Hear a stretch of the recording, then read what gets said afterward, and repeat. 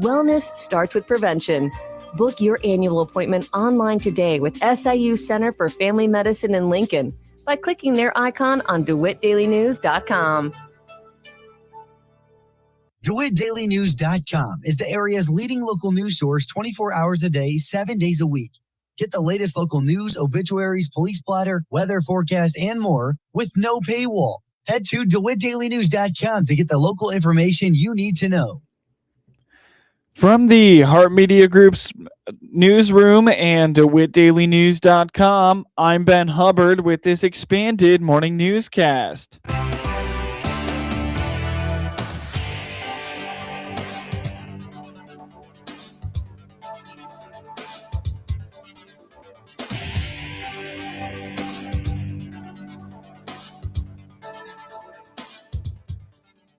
Good morning and thanks for being with us. I'm your host today, Ben Hubbard. You're listening to the WHOW Morning Show. In school cancellations for today, Monday, January 26th, Argenta-Oreana schools are closed. They will host no school today, while Belmont, Blue Ridge, and Cerro Gordo will all utilize an e-learning day today. Clinton schools are utilizing an emergency day and will have no school today. However, they note that at this time, all after-school activities are continuing as planned. Dillon, Weldon, Lincoln, Maroa Forsyth, Monticello, and Mount Pulaski and Warrensburg-Latham are all utilizing e-learning today. At last week's DeWitt County Board meeting, the board approved the contractor for a repair to a rural bridge that has been closed for a few years. DeWitt County Highway Engineer Mark Mathan indicates the bid for work on the Washington Street Bridge to Stark Excavating was approved on the bid, and the bid was under budget. To approve a resolution awarding that project to Stark Excavating, who had the low bid submitted. Okay. That low bid was 9.3% under the engineer's estimates. So we're real pleased with how that pricing came out. Well, that dollar amount was $709,800 and something. Like I said, it was 9.3% under. It's always good to see favorable pricing. Sure. As far as timing goes, as I'm communicating with them about the award and getting contracts executed, that's when we'll be touching base about that. But typically, we would see somewhere in a 6 to 8 week time frame, which is based generally on, at this point of the year, weather as well as fabricating of the beams, which is done on a job by job basis. According to Mathan, issues with the original deck beams caused the closure a couple of years ago. It will be demolished and rebuilt. There were some issues with the original deck beams that caused the closure. What will be going on with it is the existing structure will be demoed out, and then there's some earthwork to be done along the channel for riprap, along where the new abutments will be. They'll be pile driven. The roadbed raises by about 1.5 feet. So there'll be a fair amount of dirt work involved in getting that new alignment. Mathan says it is a roughly 50-day project, and they are waiting on the weather to clear enough for work to begin. He anticipates work being completed by the summer. Scams to steal your personal information continue to be problematic. That's why it remains critical to safeguard important personal documents like your Social Security card. Jack Myers with Social Security reminds that most of the time you will not need to show your card to anybody. Your Social Security card is not an identity document. Yep, that's for sure, Seth. You know, we always say that your Social Security card is safer at home. Unfortunately, scams to steal your personal information continue to be problematic. You've got to make sure you're safeguarding your information, your personal documents like that Social Security card.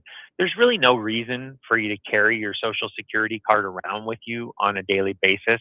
And that includes, and I'm talking to you fellas, that includes the little piece of paper in your wallet that has the number written down on it. That's just as bad. So get that out of there as well.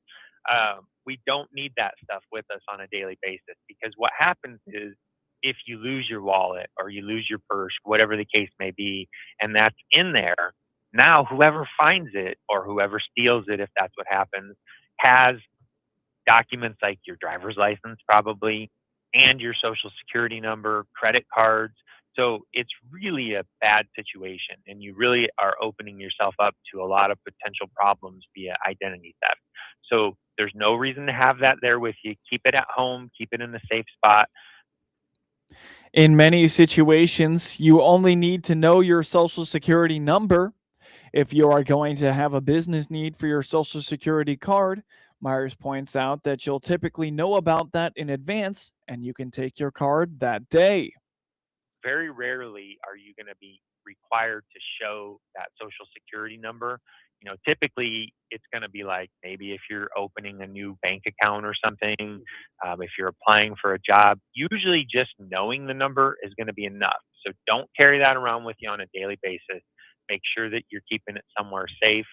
You know, and also be careful. When people ask you for that number, don't be afraid to ask them why. You know, I tell people all the time, it feels like you go somewhere and there's a form and it asks for your number because it's always asked for your number. But if you leave it blank, a lot of times they say, oh, that's okay, we don't really need it. So don't worry about asking. You know, say, hey, do you really need that? And they might say yes. And if they say yes, then you know, you got to decide, do you want to give it to them or not? And they could refuse you whatever service you're looking for if they need it and you don't provide it. So that's something to be aware of. But don't be afraid to ask is my point, because sometimes they say, nah, we don't really need it. And then you just didn't have to write it on that paper. So keep that card at home, keep it safe, and watch out for scams. Remember to take your social security card out of your wallet or purse, though, and put it back in its safe spot afterwards. Keeping it at home reduces the risk of it being lost or stolen.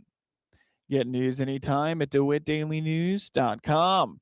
MR Systems Wireless is your local internet provider for Clinton and surrounding area. They have the products you want and the local service you deserve. MR Systems Wireless Internet service for home or business includes unlimited data, unlimited streaming, and unlimited calling. Plans start at just $48 a month and get a free Roku 4 lease with our media packages. Get the speed you need with MR Systems Wireless. Call them at 935-2100. That's 935-2100 for MR Systems Wireless.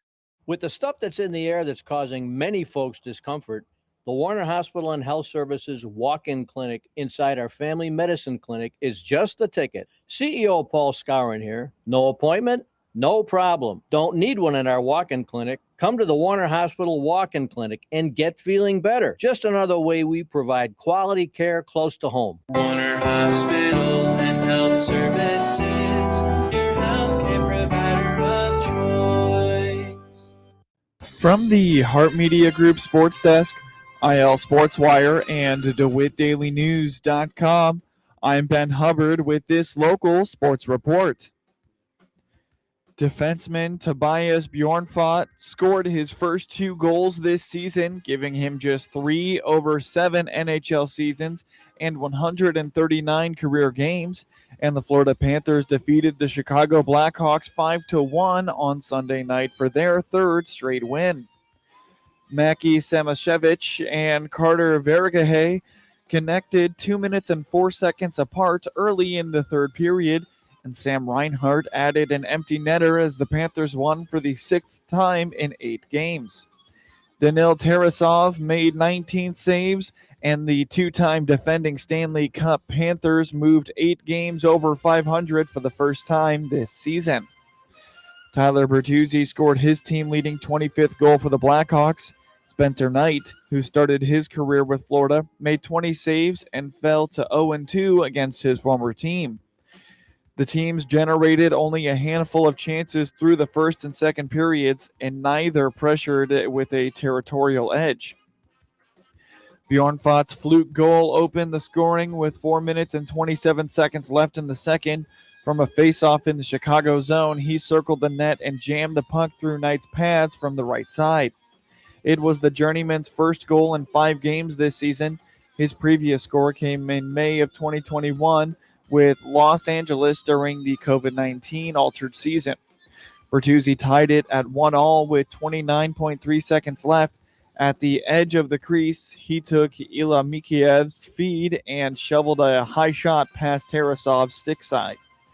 The Panthers responded with a 4-goal third period despite playing at Minnesota on Saturday and winning 4-3 in overtime. Samoskevich put Florida back ahead at 5 minutes and 20 seconds of the final frame when his shot from the slot slipped under Knight's arm and trickled over the goal line. Vergahay upped it to 3-1 just over 2 minutes later, firing a one-timer from the slot. Reinhardt scored into an empty net with 1 minute and 49 seconds left. With Knight back in goal, Bjornfot connected with 22 seconds left after he cruised into the slot and fired in Vergahay's feed. The Panthers will host Utah on Tuesday, while the Blackhawks are at Minnesota on Tuesday. The Clinton Lady Maroons dominated the Shelbyville Lady Rams to open the Central Illinois Conference Girls Basketball Tournament with a 58-28 win Saturday afternoon at Meridian High School. Clara Dempsey scored 19 points to lead all scorers for Clinton. Lila Kluver added 17 points, while Carly Anderson finished with 12 points. The Lady Maroons continue pool play for the CIC tournament this week at Meridian when they battle Warrensburg-Latham on Tuesday.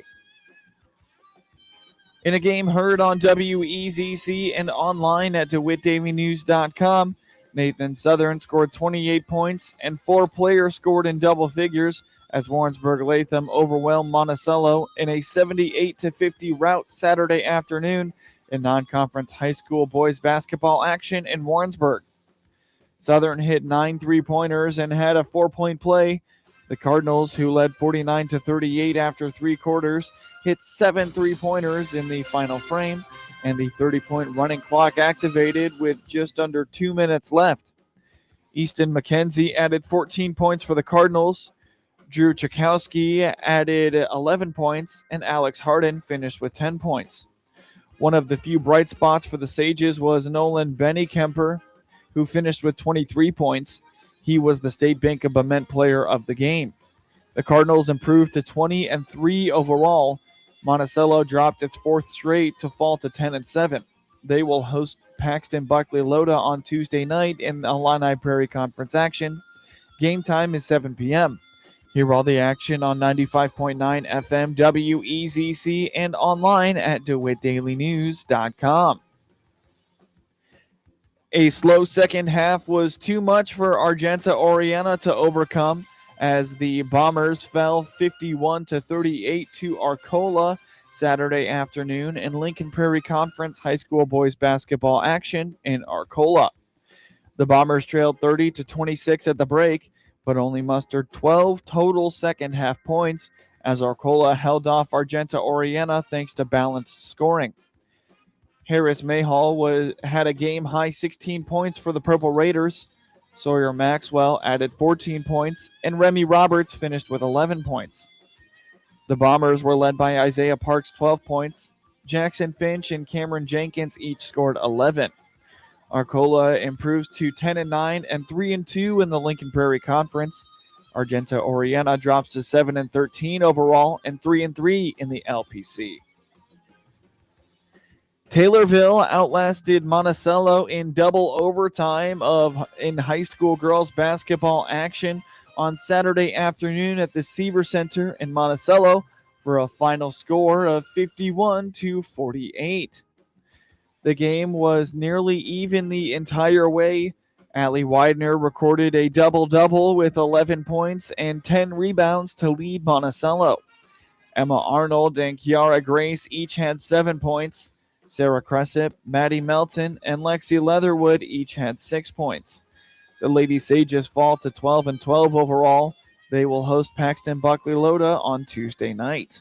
Keaton Wagler scored a career-high 46 points, making 9 3-pointers, as the number 11 Illinois Fighting Illini beat the number 4 Purdue Boilermakers 88-82 on Saturday. Wagler, a freshman guard, shot 13 for 17 overall, 9 of 11 from three-point range, and 11 of 13 on free throws. David Mirkovic added 12 points and 8 rebounds for the Illini, who improved to 17-3 and 8-1 in the Big Ten. Braden Smith led the Boilermakers with 27 points and 12 assists. They fall to 17-3 and 7-2 in the Big Ten. Trey Kaufman-Wren added 12 points for Purdue, which lost its second consecutive game. The Illini hit 18 of 38 three-pointers, while Purdue was 7 of 19. Wagler had 24 of the Illini's 39 first-half points, including the first 14. Smith's three-pointer cut Illinois' lead to 82-80 with 45 seconds left. Wagler answered with a jumper with 18 seconds left, and after Smith made 2 from the line to again make it a 2-point game, Wagler hit a 2 to make it 86-82 with 9.3 seconds left. Purdue then turned the ball over. Purdue shot 63% in the opening half compared to 43% for Illinois. However, the Illini countered that by hitting 9 of 21 three-pointers, while the Boilermakers were 3 of 8 on three-point shots. Illinois played without reserve center Jason Jaxtis, who was out with an injury. Illini coach Brad Underwood previously announced guard Kyle Boswell, who averages 14.3 points, will be out at least a month with a fractured bone in his right hand. Illinois hosts Washington on Thursday. Purdue is at Indiana on Tuesday. Ian Dillon's 16 points off the bench led Belmont to an 80-69 victory over Illinois State on Saturday. Dillon shot 6 for 8, including 4 for 5 from beyond the arc for the Bruins, who improved to 18-3 and 8-2 in the Missouri Valley Conference. Jabez Jenkins added 14 points while shooting 6 of 8 from the field, while also having 5 rebounds and 3 steals. Tyler Lundblade shot 2 for 7 and 6 for 6 from the free throw line to finish with 11 points. The Redbirds fall to 14-7 and 6-4 in the MVC. They were led in scoring by Johnny Kinziger, who finished with 13 points and 5 assists. Chase Walker added 12 points, 8 rebounds, 2 steals, and 2 blocks for Illinois State. Ty Pence had 12 points, 6 rebounds, and 2 steals.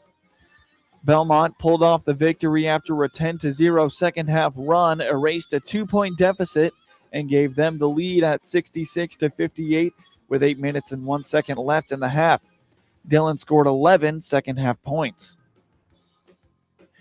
Chase Dawson's 18 points helped Morehead State defeat Eastern Illinois 73-68 on Saturday.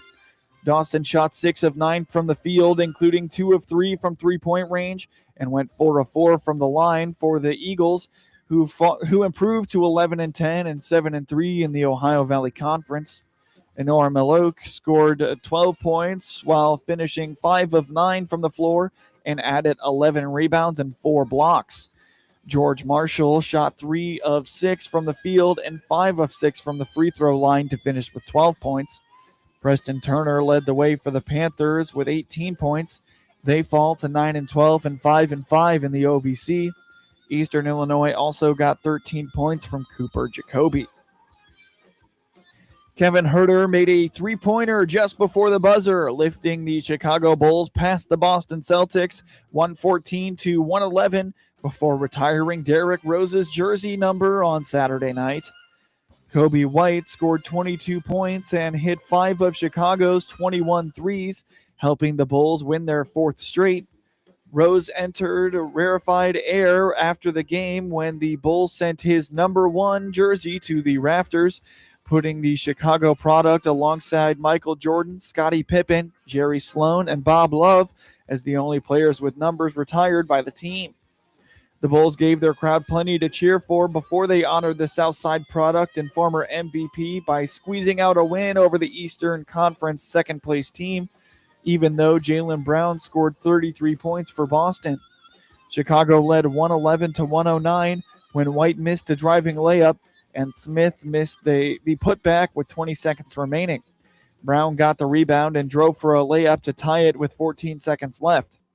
The Bulls called a timeout and worked the ball to Herter, who nailed a 3 from the left corner with less than a second remaining. Herder arrived at the United Center wearing a number 1 jersey in honor of Rose. Nikola Vucevic scored 16 points for Chicago, and Smith and Mattis Buzelis added 14 points apiece. And Fernie Simmons finished with 21 points for Boston. Derek White added 15 points.